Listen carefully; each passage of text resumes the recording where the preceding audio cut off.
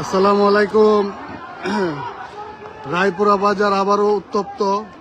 জানি না কি বিষয়ে দুই গ্রামের পক্ষে ককটেল বিস্ফোরণ হচ্ছে, প্রচুর ককটেল বিস্ফোরণ করছে। আমাদের রায়পুরা বাজার ব্যবসায়ীরা ব্যবসা করতে পারতেছি না, তাদের যন্ত্রণায় পরিস্থিতি খুব খারাপ।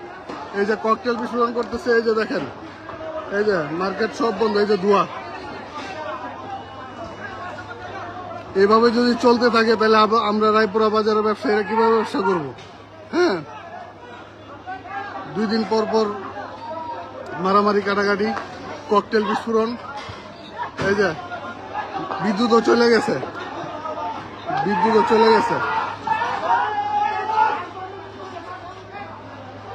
রায়পুরা থানা এখান থেকে কয় মিনিট সময় লাগে, পুলিশও আসে না, পুলিশও আসে না। এভাবে চলতে থাকলে আমরা কিভাবে কি করব? এই যে দেখেন কিভাবে ককটেল ফুটাইতেছে, কিভাবে ককটেল ফুটাইতেছে। আমরা কিভাবে ব্যবসা করব? আমরা কিভাবে ব্যবসা করব?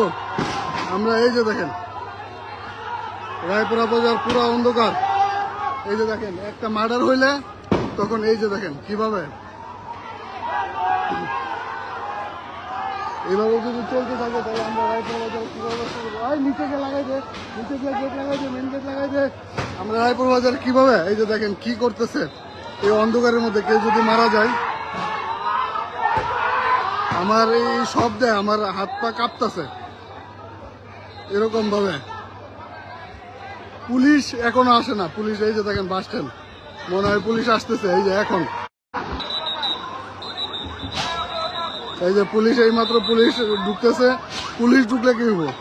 রায়পুরা বাজার পুরো অন্ধকার করে ফেলাইছে। এভাবে আমরা কিভাবে ব্যবসা করব? রায়পুরা বাজারে পুলিশ আর কিছুই করতেছে না।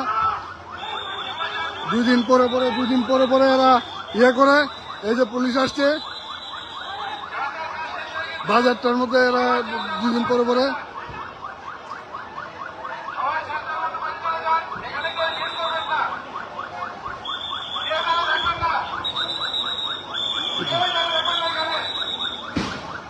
এই যে শব্দ, ককটেল বিস্ফোরণ করতেছে।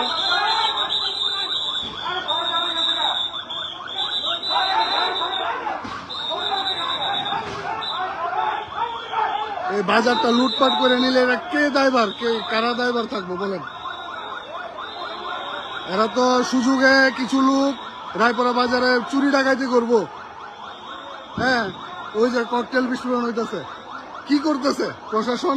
এখন আসছে 2 দিন পরে